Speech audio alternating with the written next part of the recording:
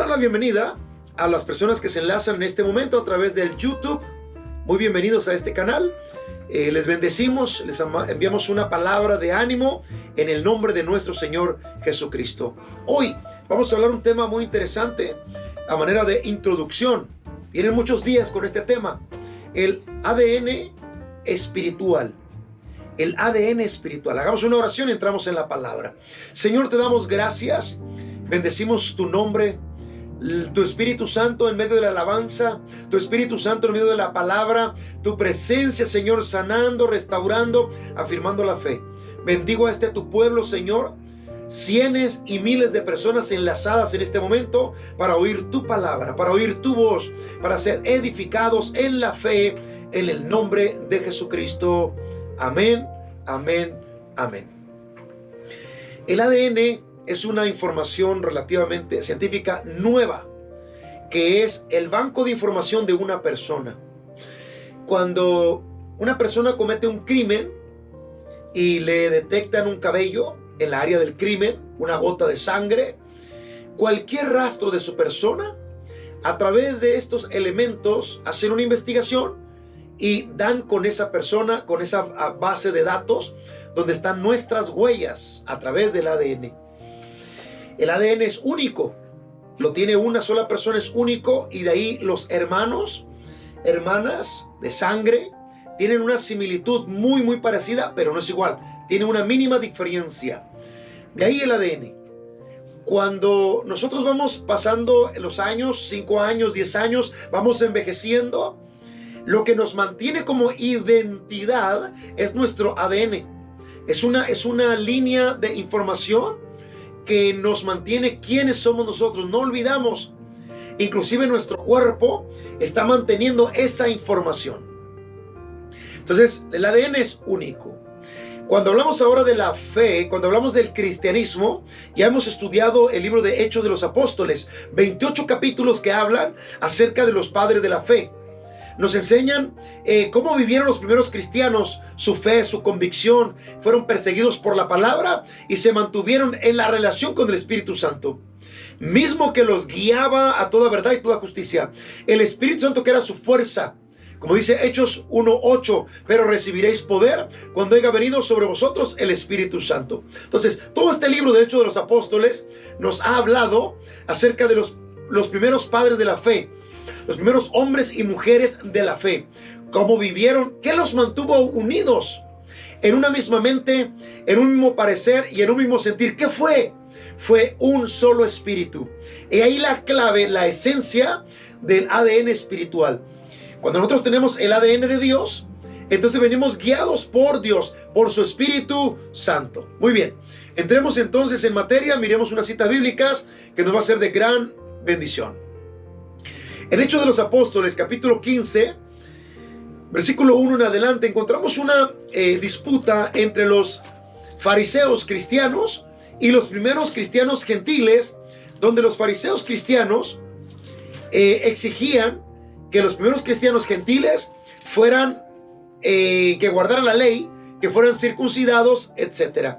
Y en el capítulo 15, versículo 26, se les da 4 requerimientos. 1, que os abstengáis de lo sacrificado a los ídolos. Acérquense de todo lo que tiene que ver con idolatría, porque fuimos creados para adorar.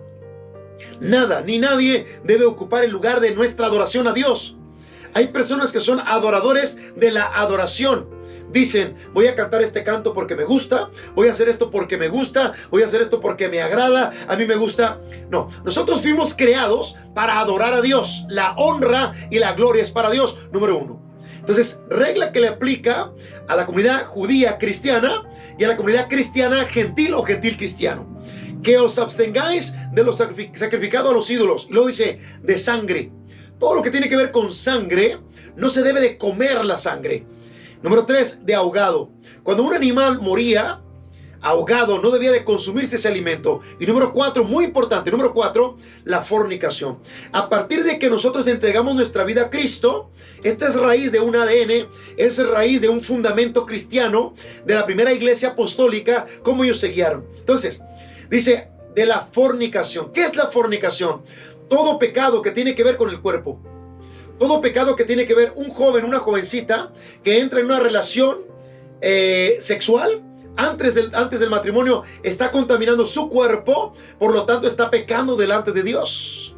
Una persona que ya se casó, que ya está casada y entra en otra relación en adulterio, eso es fornicación, está pecando contra su cuerpo. 4 cosas: la idolatría, no comer ahogado, sangre y la fornicación. Con esto en mente, que fue aplicado para la iglesia, la primera iglesia cristiana desde el tiempo de Hechos de los Apóstoles. Entonces, ¿qué es lo que define el ADN espiritual? Juan capítulo 13, versículo 35. Juan capítulo 13, versículo 35 dice: en esto conocerán todos que soy mis discípulos. Entonces, toda la comunidad cristiana, toda la comunidad de la fe, primera característica a tomar en cuenta, Juan 13, 35. En esto conocerán todos que sois mis discípulos, si tuviereis el amor los unos con los otros. ¿Cómo saber? ¿Cómo la gente sabrá que tenemos nosotros el ADN de Dios? Teniendo el amor de Dios. Aunque vengamos de un trasfondo cultural diferente, aunque vengamos de un trasfondo de idioma, de raza, de ciudad, de pueblo, no importa. Hay un común denominador: el amor de Dios. Hombre, mujer, joven, niño, adulto, tercera edad, que viene de pueblo, de rancho, de provincia, de donde venga. Lo que le marca como el ADN de Dios, el ADN espiritual, es que tenga el amor el uno con el otro. Si esta persona ha sido redimida por la sangre de Cristo y esta otra ha sido redimida por la sangre de Cristo, lo que nos va a conectar es el amor de Dios. Tome nota, Juan 13, 35. En esto conocerán las gentes que son mis discípulos. Libro de Juan, capítulo 13, versículo 31 en adelante. Entonces, cuando hubo salido, dijo Jesús: ahora es glorificado el Hijo del Hombre y Dios es glorificado en él. Si Dios es glorificado en él, Dios también le glorificará en sí mismo y enseguida le glorificará. Hijitos, aún estaré con vosotros un poco. Me buscaréis, pero como dije a los judíos, así os digo ahora a vosotros: a donde yo voy, vosotros no podéis ir. Y esta es la palabra: un mandamiento nuevo os doy. Jesús, en su ministerio terrenal como el Mesías, el Cristo, dijo: un nuevo mandamiento os doy. Hay un nuevo mandamiento, levante el oído espiritual. Dice: un nuevo mandamiento os doy, que os améis los unos a los otros. Otra vez, repunta la palabra a el amor los unos con los otros. ¿Cómo yo puedo amar a otra persona teniendo el amor de Dios? ¿Cómo esa persona puede amarme a mí teniendo el amor de Dios? Por eso, el hermano y la hermana de la fe no se define hermano de la fe porque está en 4 paredes o por el rublo afuera del edificio. El hermano y la hermana de la fe se define por el amor de Dios en él, en ella, y el trato que tiene el uno hacia el otro. Un nuevo mandamiento os doy: que os améis unos a otros como yo os he amado, que también os améis unos a otros. Entonces, antes del Mesías, antes de Jesús, hacia atrás, tenemos amar a Dios sobre todas las cosas, con todo, y a nuestro prójimo como nosotros mismos. Ahora el Señor Jesús, en vida, en su ministerio terrenal, en su ministerio mesiánico, Él dice: como yo los he amado. Él no hizo distinción de personas. Que os améis unos a otros como yo os he amado, que también os améis unos a otros. Quiere decir entonces que si este hermano tiene el amor de Dios, esta hermana tiene el amor de Dios, ambos deben amarse con el amor que Dios les ha dado, con el amor que Jesús, el Cristo, el Mesías, les ha dado. A su nombre, gloria.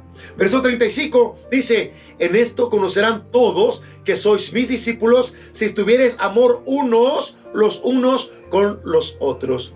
Cuando un hermano habla de una hermana y empieza a criticarle, empieza a decir: no, es que yo no comparto como ella es, a mí no me gusta como él hace, a mí no me gusta como ella enseña, a mí no me gusta como mucho ruido, tanto brinco estando el piso tan parejo. Estás mirando con los ojos mentales y físicos. El Señor nos está enseñando en esta introducción de una serie de temas el ADN espiritual, tener el amor de Dios, no el amor propio, no el pensamiento propio, porque fuimos comprados a precio de sangre.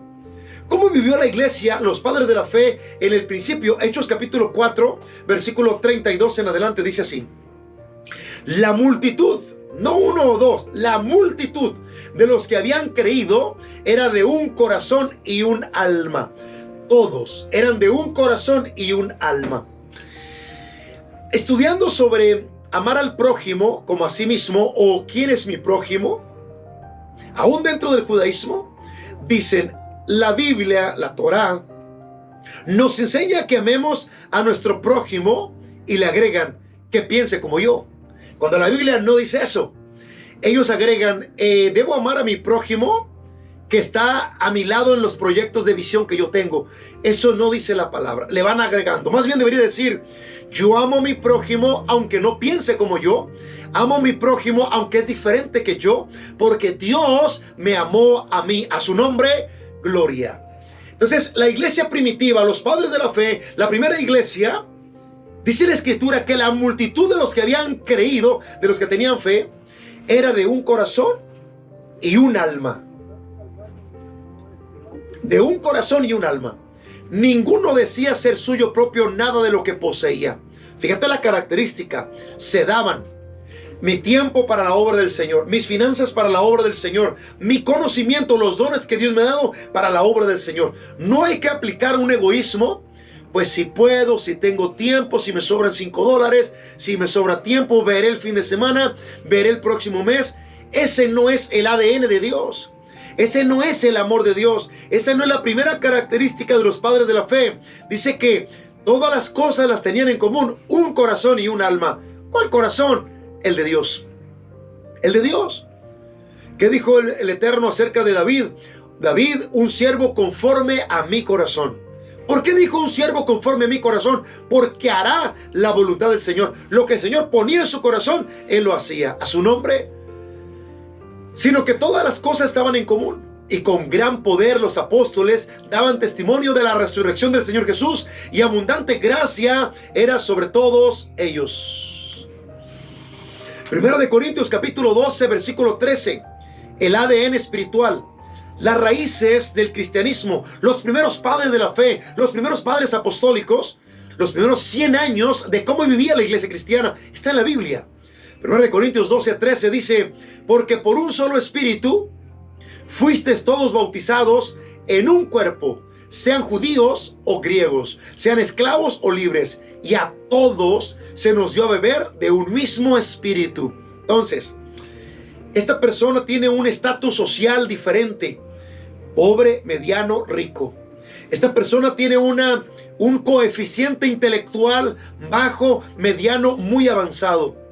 Esta persona tiene tal empresa, tal trabajo, o simplemente da sus horas para trabajar sus manos. Como le llamamos, es un labor. Trabaja solamente por horas que le pagan. Aquí la Biblia no hace ninguna diferencia entre uno y otro. Ninguna.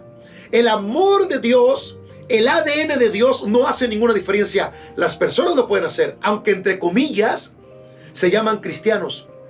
O son 3 puntos y aparte. Pero la palabra de Dios me dice a mí que todos los que recibimos a Cristo tenemos su sangre y tenemos su Espíritu Santo. Porque por un solo Espíritu fuimos todos bautizados en un cuerpo, sean judíos o griegos. O sea, vengan del judaísmo o gentiles, sean esclavos o libres, esté en la prisión o esté libre, él es mi hermano, ella es mi hermana.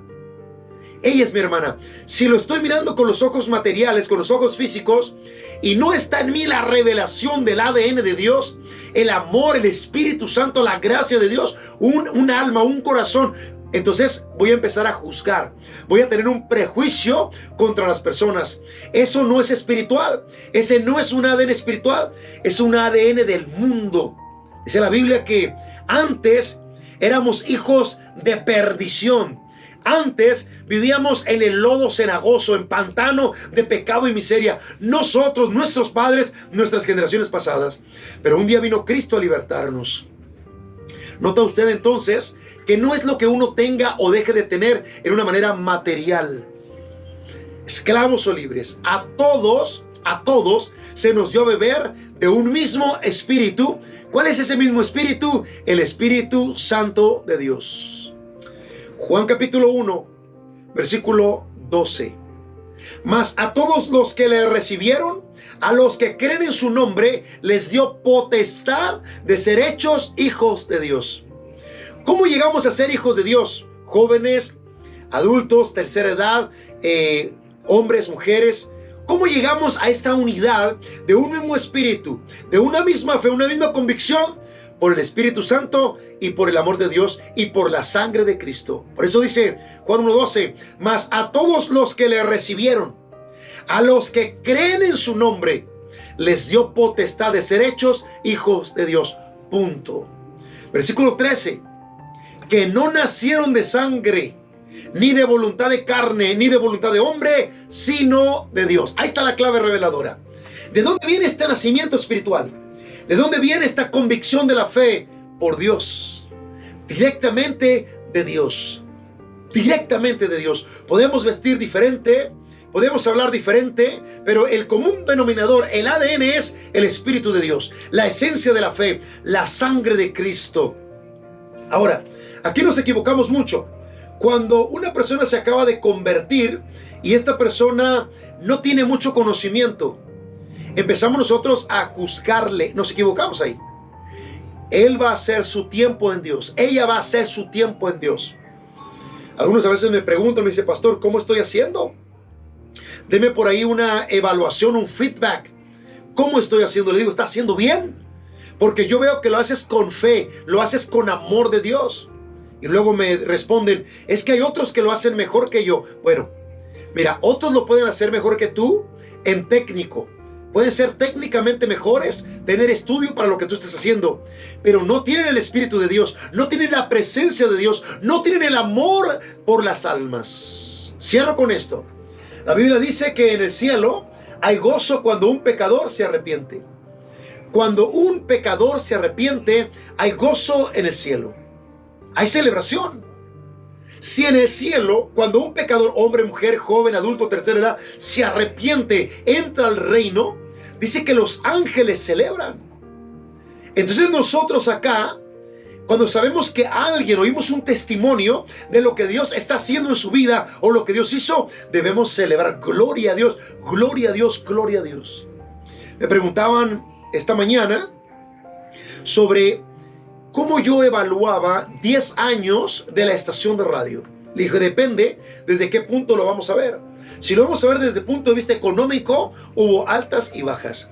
Si lo vamos a ver desde el punto de vista, quienes empezaron y ya no están, y quienes permanecieron, o quienes pudieron solamente servir un poco de tiempo, que fue lo que les tocó, o de lo que se descompuso y se arregló, ¿desde qué punto de vista lo vamos a mirar? Ahora, el que tiene que ver con Dios, con su espíritu, sería este.